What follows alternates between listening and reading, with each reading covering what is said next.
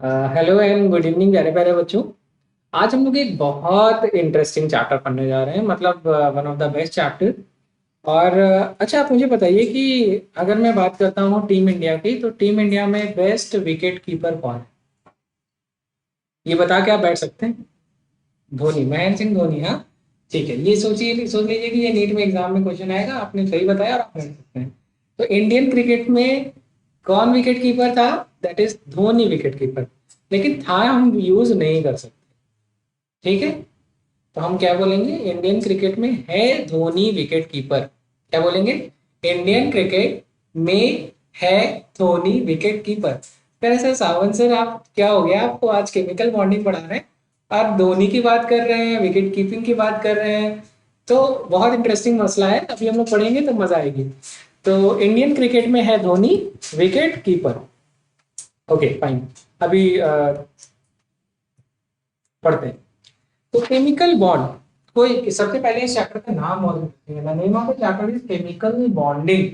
तो बॉन्ड हम किसी के साथ क्यों बनाते हैं? सबसे पहला सवाल तो कहना कि बॉन्ड बनाते हैं स्टेबिलिटी के लिए। जैसे शादी हो गई, स्टेबिलिटी के लिए। शादी भी एक बंधन है, बॉन्ड बनता है। तो बॉन्ड हम बनाते हैं किसके लिए? स्टेबल होने के लिए। और ठीक है, वैसे तो आजकल की शादी का बड़ा मसला चल रहा है, मतलब रहने दीजिए, वो और ज्यादा अनस्टेबल हो जा रही है।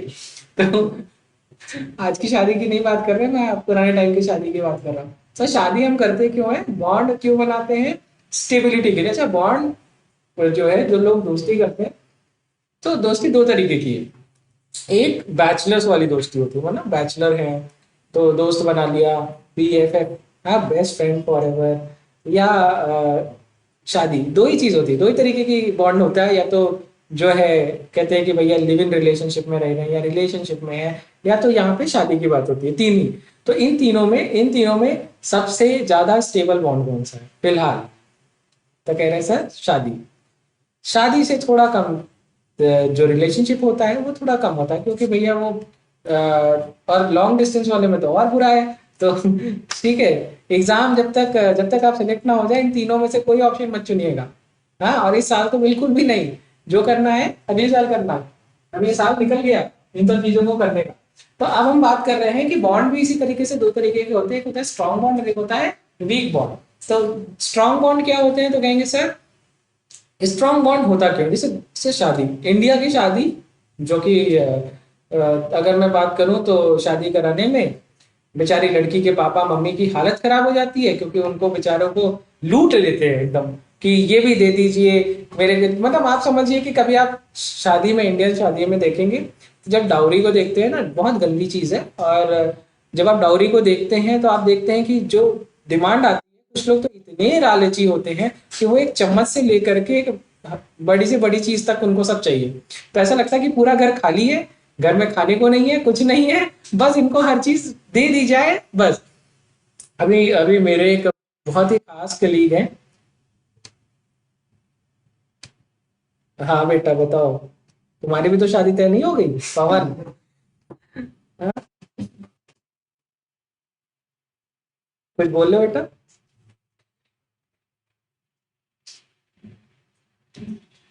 बेटा देखो, ऑन कैमरा डाउरी की बात नहीं की जा सकती, ठीक है? अगर तुम्हारा मन भी है तो कोई बात नहीं, इसमें हम लोग बाद में डिस्कस कर लेंगे। ठीक है, चलो। तो हाँ, पता चला, पहले से पता चल जाए दुनिया को कि पवन जो है ये डाउरी मांगने के चक्कर में बैठा हुआ है, तो अभी नहीं, जब होगा तब देखना। ठीक है, चलो बात करते हैं अपने काम की। तो अब जो इंटरेस्टिंग बात क्या है, मैंने क्या बोला कि डाउरी की बात कर रहे हैं। क्योंकि केमिकल बॉन्ड बहुत इंपॉर्टेंट है, हमें डाउरी को समझना है। तो डाउरी में क्या है ना भैया, जितना ज्यादा, जैसे जैसे बेचारे माँ बाप भी, ये जैसे वो भी बेचारे परेशान रहते हैं, तो वो सोचते हैं कि चलो जितना दे दो, कम से कम इसी के एहसान के तले वो कभी प्रॉब्लम क्रिएट नहीं करेगा। ठीक है, या उसके घर वाले कोई प्रॉब्लम क्रिएट नहीं करेंगे, तो कभी भी बिटिया को कोई तकलीफ ना आए, तो पहले खूब सारा सामान दे दो। तो अब क्या हुआ कि यहाँ पर जो स्टेबिलिटी ली गई है, तो कह रहे दावन सर आज पता नहीं किस मूड में आए थे और धोनी की बात करके चले गए। The topic is Indian Indian cricket Indian cricket में है धोनी विकेट ओके, ठीक है। This is the order of bond strength, bond strength.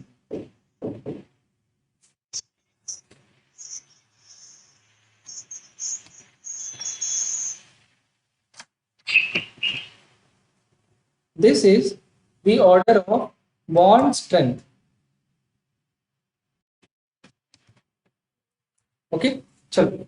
Indian is ionic bond. कौन सा बॉन्ड? Ionic bond. ठीक है। क्रिकेट मतलब covalent bond. Ionic bond, covalent bond. M में मतलब मेटालिक बॉन्ड। कौन सा बॉन्ड? मेटालिक। और है मतलब हाइड्रोजन बॉन्ड। और धोनी मतलब डैटिव बॉन्ड। डैटिव बॉन्ड। डैटिव दो तरीके का है बेटा। किसी एक प्यारे से बच्चे का माइक ऑन है, एक बार आप लोग अपना माइक चेक कर लीजिए।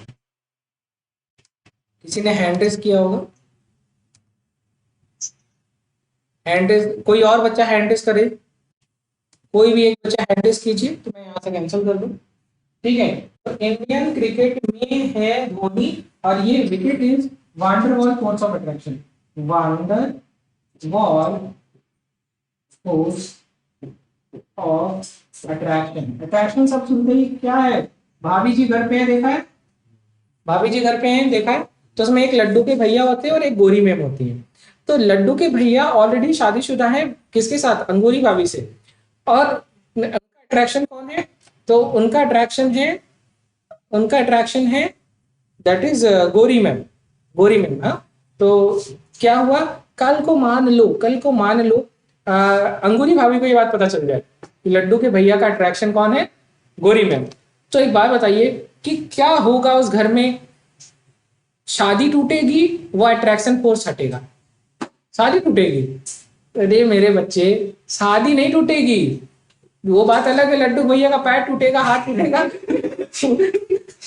ठीक है। सबसे पहले एक बवाल होगा जिसमें गोरी मैम और लड्डू के भैया को खूब भड़काया जाएगा। और गोरी मैम से बोला जाएगा कि आज के बाद लड्डू के भैया को देखना लेना, और लड्डू के भैया को समझाया जाए। अच्छा, गोरी मैम की बेचारी कोई गलती नहीं, उनको पता ही नहीं है ये चीज। लड्डू के भैया को अच्छे खासा पीट पीट के सिखाया जाएगा कि अगर तुमने कुछ ऐसा किया तो मैं तुम्हारे ऊपर एफआईआर कर दूंगी। ठीक है। तो लड्डू के भैया अल्टीमेटली अट्रैक्शन फोर्स को छोड़ेंगे, अंगूरी भाभी को नहीं छोड़ सकते। ठीक है। तो इसका मतलब क्या है कि कल को अगर कुछ बुरा हो जाता है तो लड्डू के भैया गोरी मैम को छोड़ेंगे, ना कि अंगूरी भाभी को। हाँ, हाँ, गोरी मैम अच्छा खाना नहीं बनाती है, लेकिन अंगूरी भाभी खाना अच्छा बनाती है। तो डाइटिव बॉन्ड की जब मैं बात करता हूँ तो डाइटिव बॉन्ड दो तरीके के हैं। एक होता है डाइपोल डाइपोल इंटरेक्शन। कौन सा?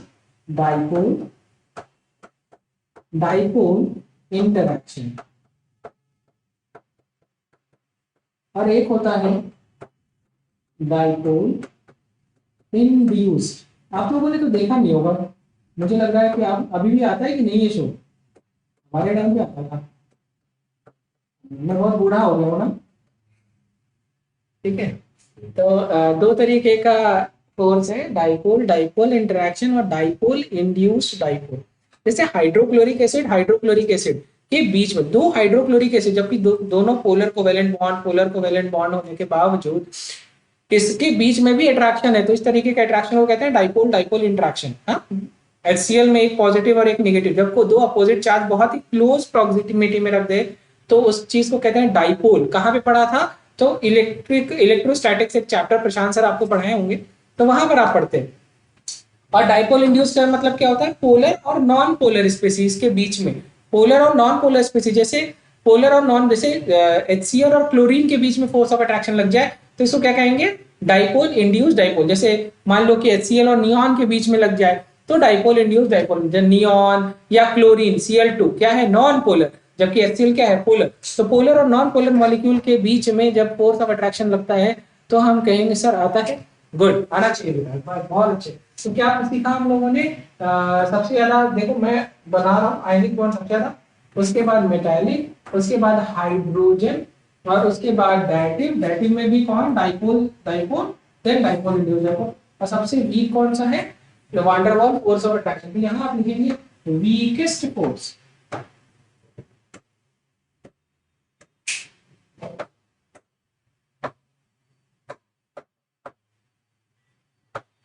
और this is strongest of, ठीक है। तो यहाँ पर ऐसे लिखेंगे, यहाँ पे लिखेंगे स्ट्रॉन्ग बॉन्ड, क्या लिखेंगे, स्ट्रॉन्ग बॉन्ड, और इसके बाद यहां से यहां तक लिखेंगे weak bond.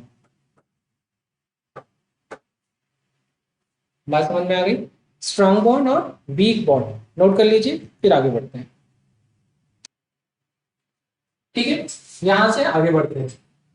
The topic is, सबसे पहली बात ये है, यहाँ पर क्या लिखा, अच्छा ये बहुत सच बात है, ये आप अगर आपको नहीं पता हो कि कभी भी आपकी हाथ मिलाने की जो इंटेंसिटी है, या सामने वाला आपसे किस इंटेंसिटी से हाथ मिलाता है, वो बताता है कि वो आप में इंटरेस्टेड है कि नहीं है, राइट। अगर कोई बहुत जोशीला आदमी एकदम हाँ भाई हाथ से शुरू करते हैं तो बढ़िया मजबूती से आपका हाथ मिलाएगा, जैसे जैसे उसका इंटरेस्ट कम होगा वैसे वैसे, कुछ तो बेवकूफ इस तरीके से होते हैं वो इतना हाथ मिलाते हैं, तो ऐसे तो बिल्कुल ऐसे लोगों से तो हाथ ही नहीं मिलाना चाहिए बल्कि नमस्ते करके किनारे।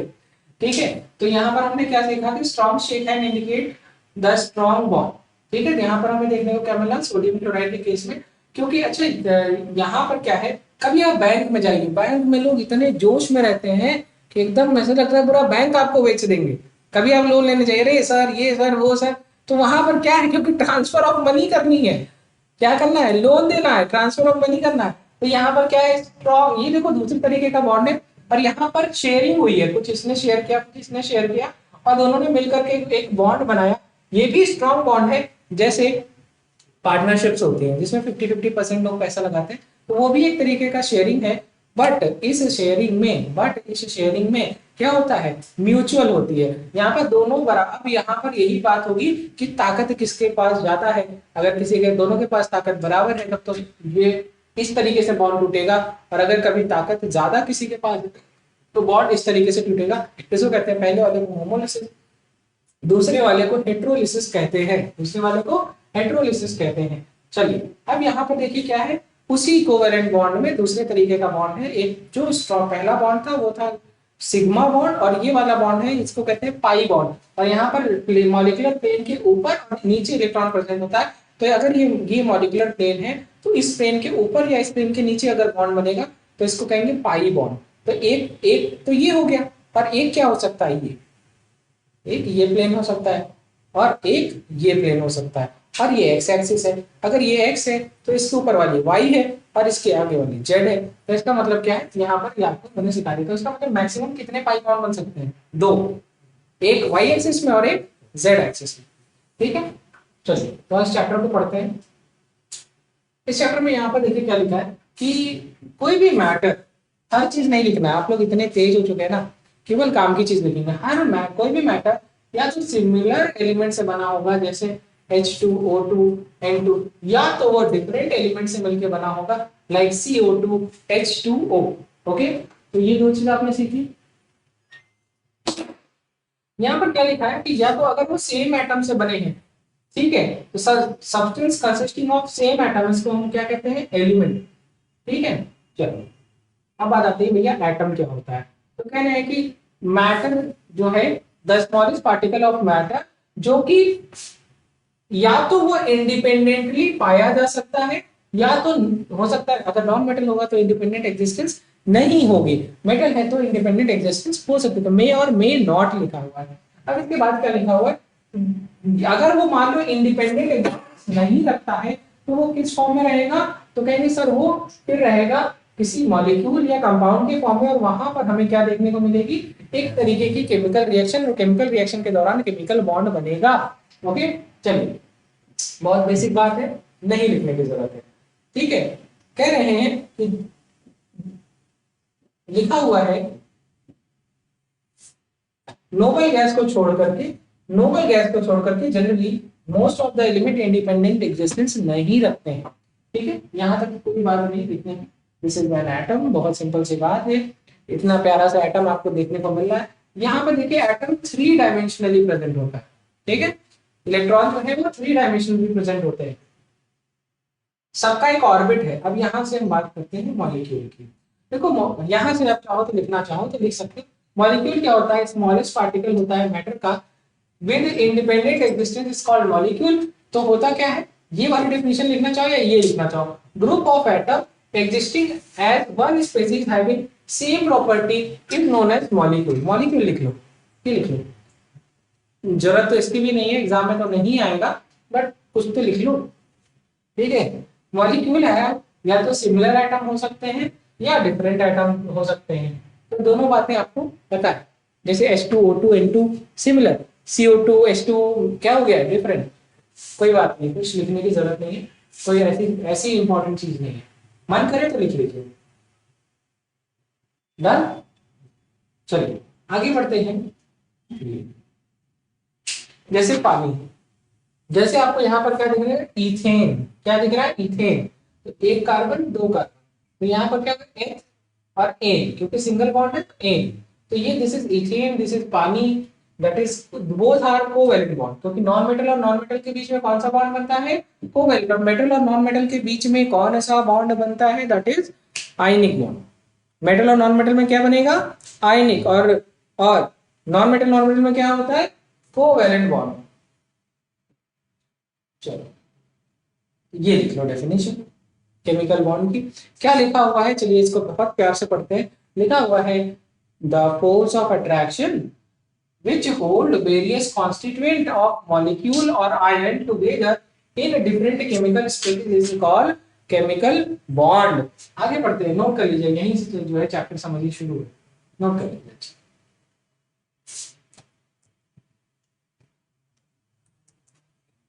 चलिए ठीक है, एग्जांपल लिख लीजिएगा H2O, C2H6, NaCl। ओके, चलिए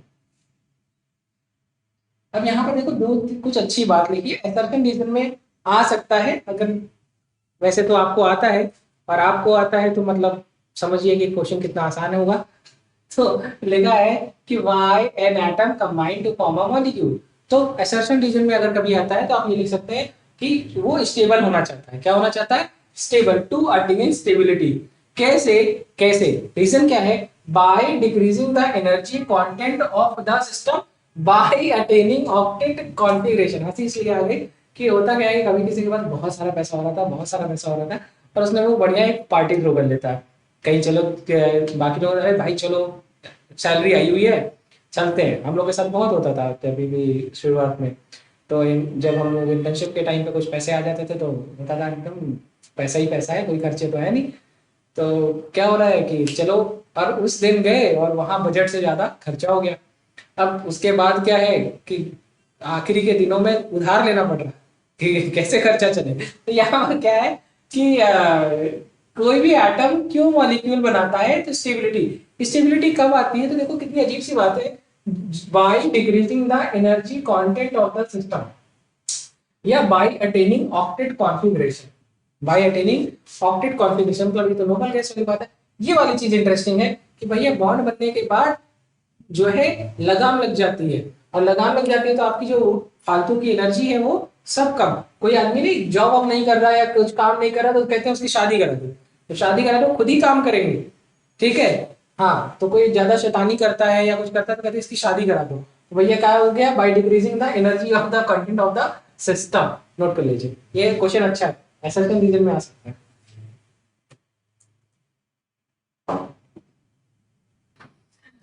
चल पढ़ते हैं, ठीक है। ये चीज पढ़ ली मैंने, आपको पढ़ा दी। अब यहाँ पर देखो कितनी अच्छी अच्छी बात लिखी हुई है, यहाँ पर देखो कितनी ज्यादा इंटरेस्टिंग बात लिखी हुई है।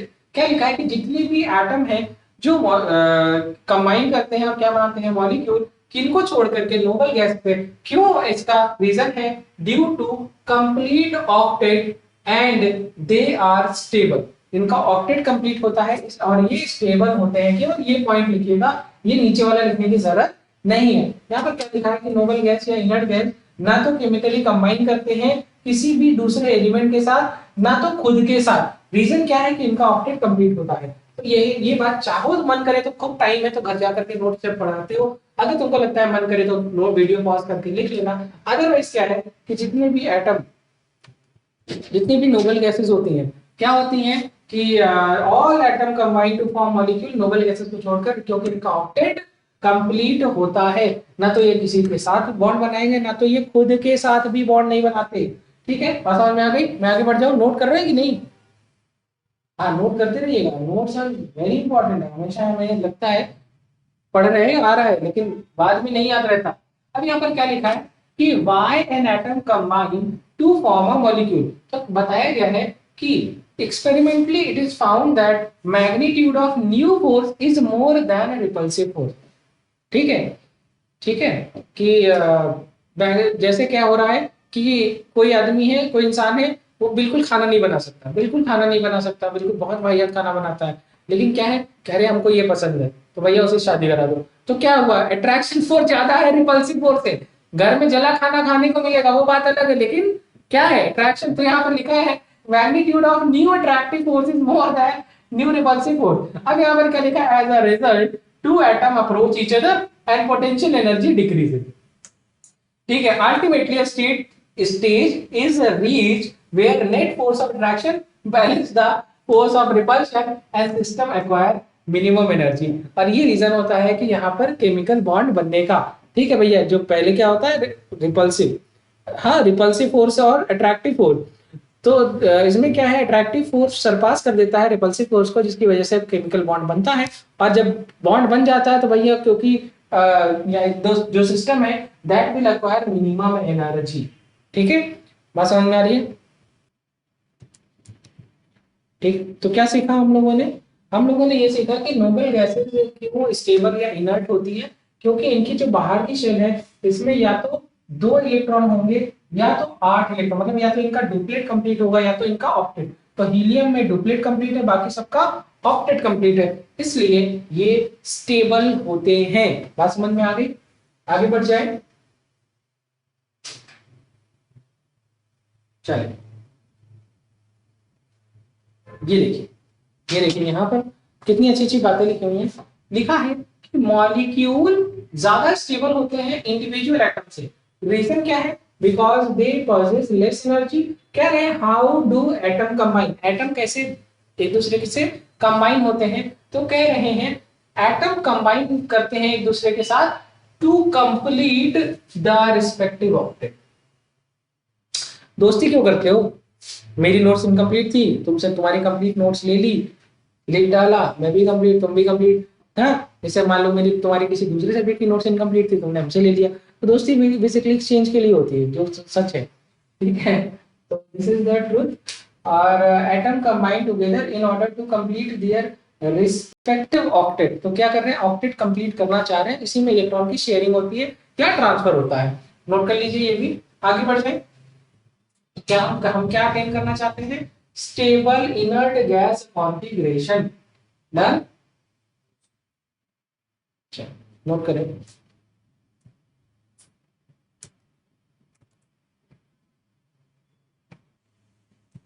ओके, तो यहां पे देखते हैं क्या लिखा हुआ है, why do certain atom combine while certain other do not।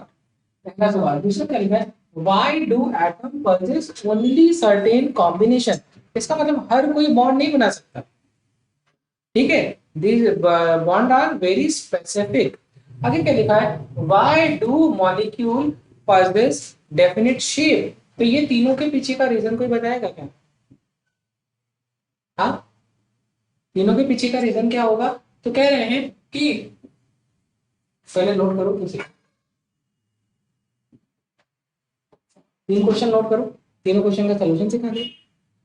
तो सामान्य तरीके से मैं बात करता हूँ, अगर सबसे पहला के कंबाइन में तो सबके साथ क्यों नहीं करता, तो भैया रूल वही है कि पहली बात तो मेटल और नॉन मेटल होने चाहिए, अगर अगर नॉन या फिर नॉन मेटल होने चाहिए। और देखना पड़ता है कि भैया कि ये दोनों एक दूसरे की वैलेंसी को सेटिस्फाई कर रहे हैं कि नहीं कर रहे हैं।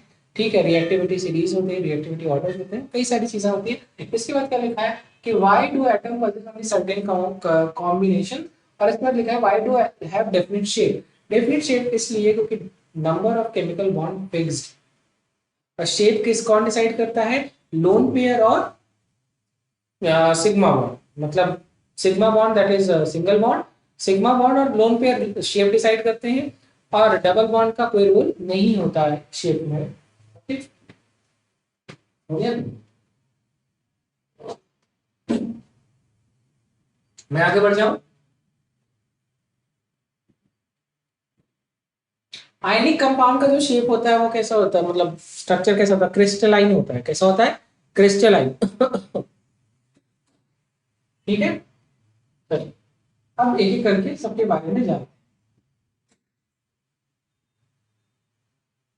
ठीक है, तो ये तीन जो आपने सवाल पूछे, इसी सवाल की वजह से पूरा चैप्टर बना। और इन सवाल का जो जवाब है वो कहाँ से आता है? एक तो आता है इंपेरिकल अप्रोच, और इसको किसने दिया था? कॉस्टेल और लुईस ने दिया था। और दूसरा है VSEPR theory, valence shell electron pair repulsion theory. और इसके बाद जो क्वांटम अप्रोच है उसमें आता है वीबीटी, वैलेंस बॉन्ड थ्योरी। और आता है एमओटी, एमओटी हाँ, मॉलिक्यूलर ऑर्बिटल थ्योरी। नहीं, मोटी नहीं, एमओटी। ठीक है, मॉलिक्यूलर ऑर्बिटल थ्योरी। तो क्या क्या आ गया? इस पूरी तीन क्वेश्चन को एक्सप्लेन करने के लिए क्या कौन कौन सी बातों को पढ़ना है? एम्पेरिकल अप्रोच और क्वांटम अप्रोच, यही पूरा चैप्टर है। यही पूरा चैप्टर है। 99% क्वेश्चन इसी पे आने वाला है। बाकी सब मोह माया है। ठीक है, चल। तो मैंने आपको केमिकल बॉन्ड के बारे में कुछ बात करी थी, मैंने आपको कुछ ये सारी बातें लिखवा दी थी। हाँ, तो कोवेलेंट बॉन्ड भी दो तरीके का होता है, पोलर कोवेलेंट बॉन्ड और नॉन पोलर कोवेलेंट बॉन्ड। जहां मैंने पहले पेज पे लिखवाया था वहीं जाके ये लिख लो बस। जहां मैंने पहले पेज पे लिखवाया था बस वहीं जाकर के ये लिख लो, बाकी सब तो वही लिखा हुआ है। ओके, पहले पेज पे जो पढ़ा है उसी जगह पर पोलर और नॉन पोलर कोवेलेंट। ठीक है, पोलर कोवेलेंट बॉन्ड के नीचे एग्जांपल लिख लो HCl, और नॉन पोलर में Cl2। ठीक है, CCl4, ये लिख लो उसके नीचे एग्जांपल। हो गया तुम्हारा काम।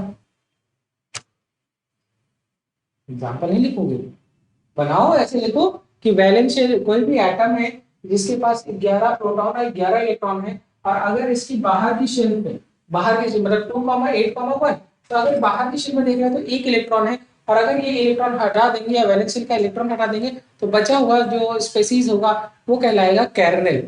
और यहाँ पर 10 इलेक्ट्रॉन 11 प्रोटॉन, तो इसके ऊपर चार्ज कौन सा आएगा? पॉजिटिव। इसी चीज को हम कहेंगे कैर्नेल। ओके, अब पहले वो बनाया था, उसके बाद एरो बनाना, और उसके बाद ये बना लेना, मतलब -1 इलेक्ट्रॉन या वैलेंस इलेक्ट्रॉन, ऐसे लिखना वैलेंस इलेक्ट्रॉन, और उसके बाद ये बना लेना 1 2 3 4 5 6 7 8 1 और 2, यहाँ लिखना सोडियम, यहाँ लिखना 11 प्रोटॉन। हो गया, इतने को कर देना। बात समझ में आ गई? सिंपल है, कुछ भी बहुत टफ नहीं है।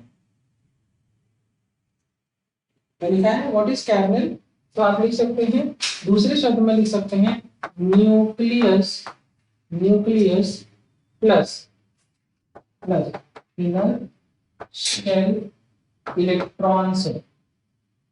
दूसरी भाषा में कभी क्वेश्चन आ जाए तो आप क्या लिखेंगे?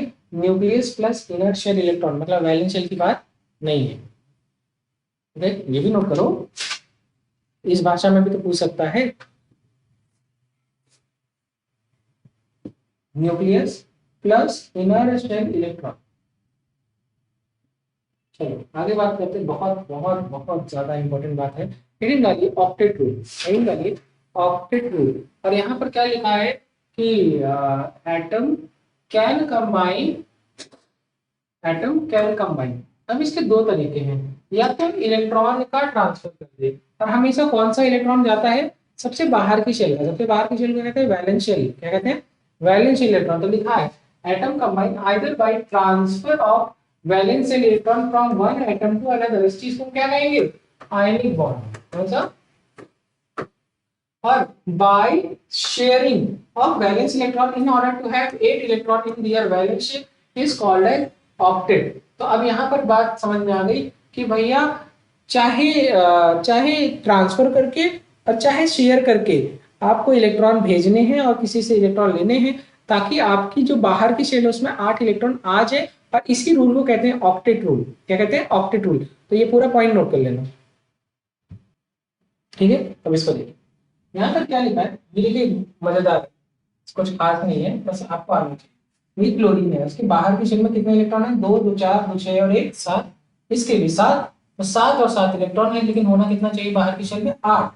तो इसने इसके साथ शेयरिंग कर ली। क्या कर ली? शेयरिंग कर ली। अब इसके पास दुनिया को बताने के लिए 8 इलेक्ट्रॉन है, और इसके पास भी दुनिया को बताने के लिए 8 इलेक्ट्रॉन है। ये वो बात हो गई कि गांव में आपका कोई गेस्ट आएगा तो कहेंगे ये वाली जमीन से लेके वहां तक सब मेरा है। जब उसका तुम्हारे दोस्त का कोई आएगा तो वो कहेगा यहाँ से वहां तक सब मेरा है। इसका मतलब ये गांव वालों बात पे मत आना। तो इलेक्ट्रोनेगेटिविटी का डिफरेंस क्या होता है? जीरो। क्या होता है? क्योंकि दोनों की ताकत बराबर है, तो दोनों के इलेक्ट्रोनेगेटिविटी का डिफरेंस जीरो है। तो यहाँ पर देखिए HCl के केस, मतलब यहाँ पर ये कैसा है? नॉन पोलर कोवेलेंट बॉन्ड है। लेकिन जब मैं बात करता हूँ HCl में, तो ये कम इलेक्ट्रोनेगेटिव है और क्लोरीन ज्यादा इलेक्ट्रोनेगेटिव है। यहाँ पर डुप्लेट कंप्लीट हो रहा है, यहाँ पर ऑक्टेट कंप्लीट हो रहा है। भैया हाइड्रोजन 2 ही इलेक्ट्रॉन ले सकता है, क्योंकि हाइड्रोजन के करीब की नोबल गैस कौन सी है? हीलियम। जबकि क्लोरीन के करीब की 2 नोबल गैस है, या तो नियॉन या तो आर्गन। नियॉन बनने के लिए 7 इलेक्ट्रॉन लूज करना पड़ेगा, आर्गन बनने के लिए 1 इलेक्ट्रॉन गेन करना पड़ेगा। क्या आसान है? 1 इलेक्ट्रॉन गेन करना। तो यहाँ पर दोनों की ताकत में अंतर है, electronegativity difference not equal to zero. तो ये कैसा है? यहाँ पर ये कैसा बॉन्ड होगा? Polar covalent bond. अगर डेल्टा EN की वैल्यू, या इसको पोलैरिटी या नॉन पोलैरिटी कैसे डिसाइड होती है? डाइपोल मोमेंट से।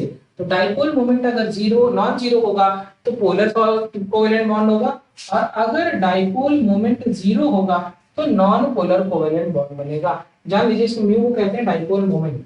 क्या कहते हैं? Dipole moment. तो भैया ये क्लोरीन आर्गन बनने चल गया और हाइड्रोजन हीलियम बनने चल गया, और यहाँ बन गया कोवेलेंट बॉन्ड। तो ये नोट कर लीजिए, एग्जांपल है ऑक्टेट रूल का, अच्छा एग्जांपल है, नोट कर सकते हैं। चलिए फाइन, ठीक, समझ आ गया। आगे बढ़ो। अब हम बात कर रहे हैं सोडियम क्लोराइड की। पहले शेल में 2, दूसरे शेल में 8 और तीसरी शेल में 1। तो भैया याद, और क्लोरीन की जब हम बात करते हैं तो पहली शेल, दूसरी शेल में 8, तीसरी शेल में फिर से 7। कितने? 7। और अब ये कितने का जुगाड़ करने वाला है? 1 का। ये क्या बनना चाहता है दुनिया में? आर्गन। और ये क्या बनना चाहता है दुनिया में? नियॉन। तो बॉन्ड केवल क्या करेगा? ये वाला इलेक्ट्रॉन यहाँ चलाएगा, जब जैसे ही आएगा तो ये बन जाएगा नियॉन और ये बन जाएगा आर्गन। बस चार्ज अपोजिट है, इसलिए इलेक्ट्रोस्टैटिक फोर्स ऑफ अट्रैक्शन, देखो ये इलेक्ट्रॉन निकल के यहाँ चलाया आपकी नजरों के सामने, और इसके ऊपर क्या हो गया? 281। ये देखो जरा, ये क्या हो गया? 28 लिख दिया ना, और यहाँ लिख दिया 288। वहां Na प्लस है, यहाँ Cl माइनस है। क्योंकि अपोजिट चार्ज है तो एक दूसरे को अट्रैक्ट कर लिया और बिल्कुल करीब आ गए, और क्या बन गया? Sodium chloride. अब ये जो ट्रांसफर होना था हो चुका है, कोई ओवरलैपिंग नहीं हुई है एक दूसरे के ऊपर, किसी भी तरीके की ओवरलैपिंग यहाँ पर नहीं हुई है। यहाँ पर जो होना था हो गया है ट्रांसफर। ओके, ऐसा नहीं है कि हमने तुम्हारे घर में दिया तो तुम भी हमारे घर पे दो। जो होना था वो हो गया। चलो, अब यहाँ पर बहुत सिंपल सी बात है, तो कुछ नहीं है। लुइस एक साहब थे, और वो हमेशा वैलेंस इलेक्ट्रॉन को सिंबलाइज किए थे डॉट स्ट्रक्चर से। उनका कहना था कि जो वैलेंस इलेक्ट्रॉन है, एटम का नंबर नाम लिखिए, जो भी उनका सिंबल है, और उसके आसपास क्या कर दीजिए? वैलेंस इलेक्ट्रॉन को बना दीजिए। उसी की बात कर रहे हैं। तो डॉट स्ट्रक्चर इन्होंने दिया था, कुछ इस तरीके के डॉट स्ट्रक्चर की इन्होंने बात करी थी। Hydrogen, helium, lithium, beryllium, boron, carbon, nitrogen, oxygen, chlorine, neon, sodium, magnesium, aluminium, silicon, phosphorus, sulphur, chlorine and argon. तो इस तरीके की बहुत बेसिक बात है, ये तो आप ऐसे ही दुनिया में बना सकते हैं। तो सिंबल क्या रिप्रेजेंट करते हैं? हमेशा वैलेंस इलेक्ट्रॉन। तो number of dot around the electron को रिप्रेजेंट करते हैं, कितने वैलेंस शेल में कितने हैं। तो अब बात आती है कि मान लीजिए कोई आयन है, मान लीजिए कोई आयन है और वहां पर कोई इलेक्ट्रॉन एक्स्ट्रा है, तो क्या आप उसको डॉट से सिंबलाइज करेंगे या कोई और से तरीका है? तो वहां पर हम किसका यूज करेंगे? तो कह रहे हैं नेगेटिव चार्ज का यूज करेंगे। किसका यूज करेंगे? एनायन के केस में एक्स्ट्रा इलेक्ट्रॉन को डॉट से नहीं, चार्ज से स्पेसिफाई करते हैं। ठीक है, तो ये बात समझ में आ गई। अब हम बात करेंगे, ठीक है, कुछ खास नहीं, ये भी बहुत बहुत सामान्य सा है। कह रहे हैं कि ये देखिए यहाँ पर क्या है, कार्बन मोनोऑक्साइड एक मॉलिक्यूल है, और उसका वैलेंस इलेक्ट्रॉन डॉट स्ट्रक्चर बनाना है। तो जाहिर सी बात है, आप मुझे लगता है कि मेरे बच्चे बना लेंगे। ये है, अभी दिखा देता हूँ मैं, डायरेक्टली डायग्राम दिखाता हूँ। तो यहाँ पर सबसे पहले क्या लिखा है, कार्बन के बाहर की शेल में कितने इलेक्ट्रॉन है, तो 2,4 4 इलेक्ट्रॉन, और इसके वैलेंस शेल में कितने हैं, 6। तो 6 और 4 10 इलेक्ट्रॉन की बात होने वाली है। बस यहाँ तक इतना सीख लीजिए। अब इसके बाद जब हम यहाँ पर बनाते हैं तो इसका स्ट्रक्चर देखिए। तो यहाँ पर लिखा हुआ है, फाइनल स्ट्रक्चर दिखा देता हूँ आपको। बस ये बना लीजिए, लिखिए हेडिंग डालिए Lewis dot structure of carbon monoxide, ये डायग्राम बस। ओके, तो ये चीज भी मैंने आपको सिखा दी, नोट कर लीजिए।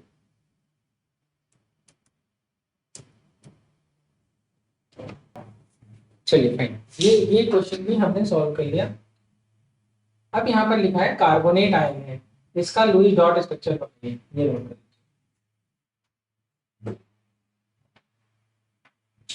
किसी को नहीं समझ में आया तो प्लीज मुझसे पूछ लीजिए, अदरवाइज देखिए यहाँ पर बहुत सिंपल तरीके से बनाने की कोशिश करिए। आपसे ना बने तो आप ये बना लो, बाकी यहाँ पे बना हुआ है, मैंने स्ट्रक्चर ऑलरेडी बना रखा है। ठीक है, ये देख लो यहाँ पर, ये देखो ये डायग्राम देखो, और जब फाइनल डायग्राम बनेगा वो कुछ इस तरीके से। ठीक है, नोट कर लीजिए। कैसे जिस तरीके से मैंने बनाया है वो आपके लिए इंटरेस्टिंग है, वो आप बनाओ। थोड़ा सा आपको लगेगा ना ये गंदा संदा सा है, गंदा संदा सा नहीं है, बहुत जरूरी है, नोट करिए। ठीक है बच्चों, यहाँ से हम लोग नेक्स्ट क्लास में कंटिन्यू करेंगे। चलिए, थैंक यू।